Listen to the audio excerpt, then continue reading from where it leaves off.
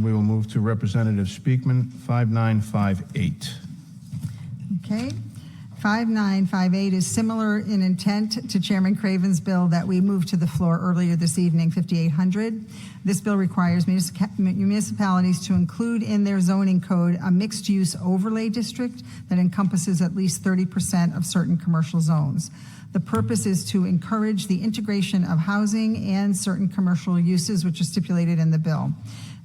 Current zoning trends for many decades have separated the two, commercial and residential. This would bring them back together as they once were. If you look at Bristol or Warren or Wickford or Thames Street in Newport or neighborhoods throughout Providence, where you see commercial and residential living comfortably side by side, that is what we strive to see more of in the state with this bill. Much of what you see, as I've said before, in Bristol and Warren and Wickford and other places cannot be built under current zoning. So this seeks to, again, more fully integrate commercial and residential. And I will work with Representative Craven, Chairman Craven, to see if we can integrate some of the best versions of both bills. Thank you, Chairman. Thank you. So we have, actually, Claudia, can you come up as well? We're going to have Trevor Chase first. Trevor, go right ahead. Thank you.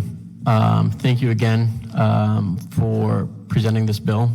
I think this is another great opportunity within the package as well.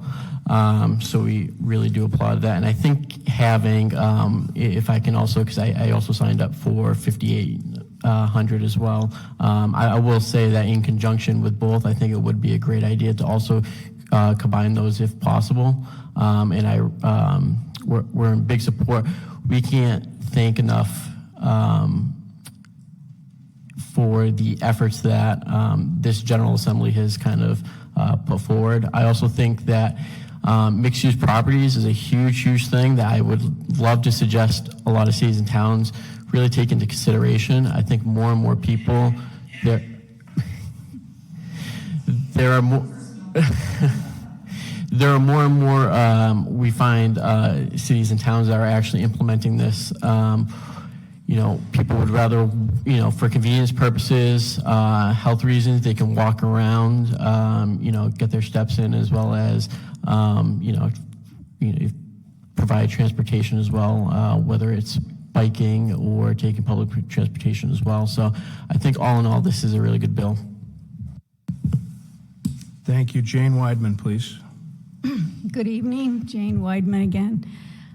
I hate to rain on anyone's parade, but I support the idea of mixed use. I think it's an excellent idea. I just have some specific comments on the way this bill is structured.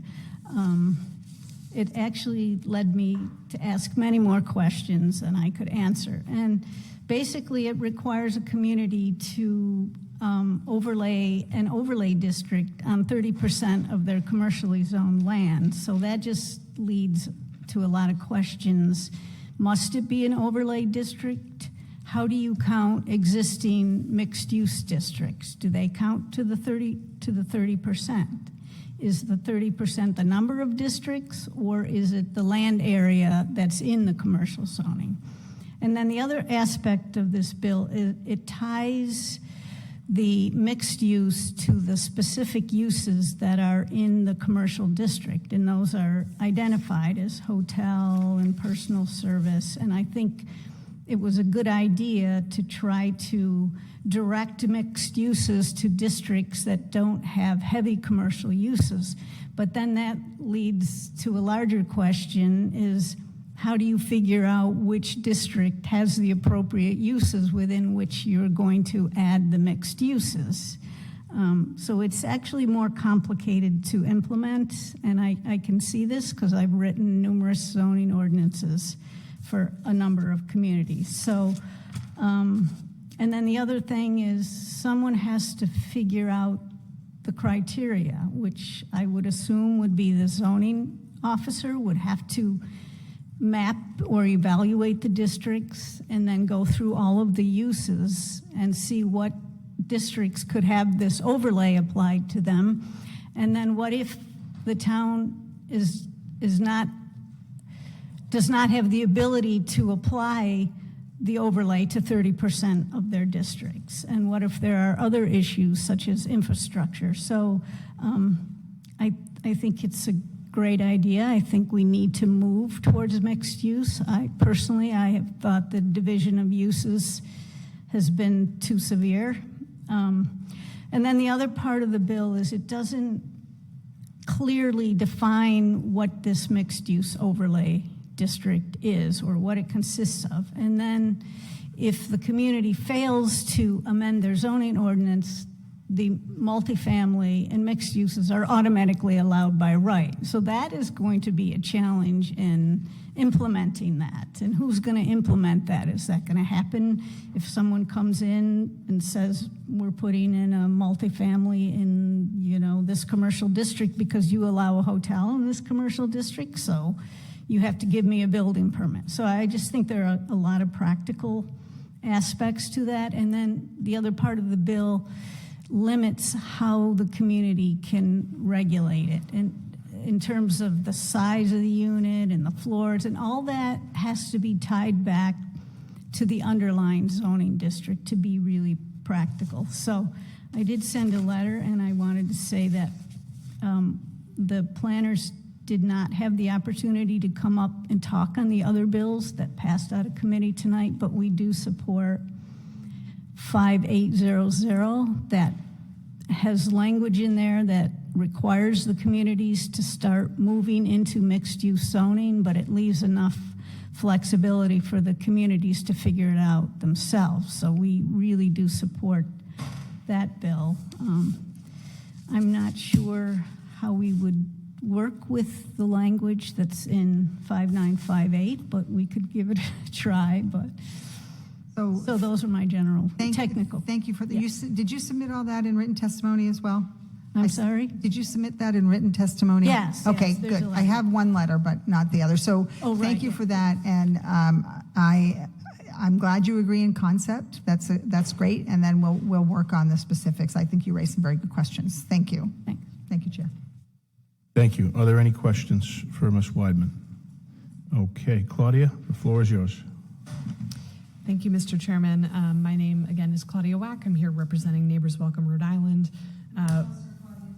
A little closer. Can you hear me? I am here testifying in support of 5958, but as others have already alluded to, we are supportive of and would love to see this kind of ongoing conversation between this version of a mixed-use bill and Bill 5800, which was passed on earlier tonight. I think there seems to be a lot of consensus that the idea of mixed-use zones is a good idea, and actually this concept of allowing more homes sort of near shopping districts and where there's already infrastructure and transit access was, of all of the specific housing reforms that we polled recently, the most popular with voters. 87% strongly or somewhat supported the proposal, and that was the high watermark of any specific approach. So clearly people feel like this is a common sense idea, this is a good idea. It's just kind of a question of how do we find a sweet spot logistically of making it work in a way that's implementable for cities and towns, but also I think gets us the home building outcomes that we need. I think our main concern with 5800 is that right now it doesn't really have any specific thresholds necessarily about how much acreage or what percent of districts, and it's also pretty open-ended about once you create a district or you rezone, are there any sort of minimum thresholds you need to hit in order to make sure it's put in place in a way that's workable on the ground. And so I think there's this question of how do we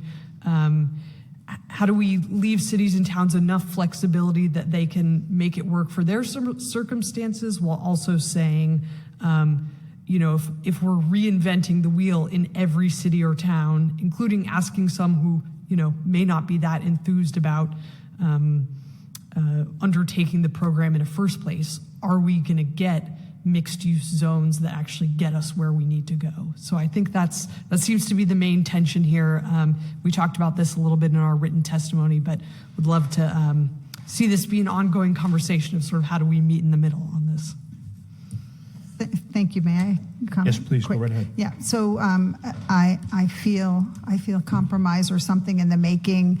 This is a really important concept, as you all have said. 5800, which is in the speaker's package, I absolutely love it, but I agree with you that it does open the opportunity for a community to just have one block designated this way. So I think there's probably some way to meet in the middle, and let's keep working on it. So thank you both. Thank you, Chairman. Thank you. Are there any other questions for any of our witnesses? Okay, with that, I would like to note that Melina Lodge from Housing Network, Rhode Island, is in favor of this legislation. John Flaherty from Neighbors Welcome in favor, as well as Bill Walsh from Rhode Island, representing Rhode Island Builders. With that, I will close the hearing on House Bill 5958. We're going to move to the last bill in the Speakman package.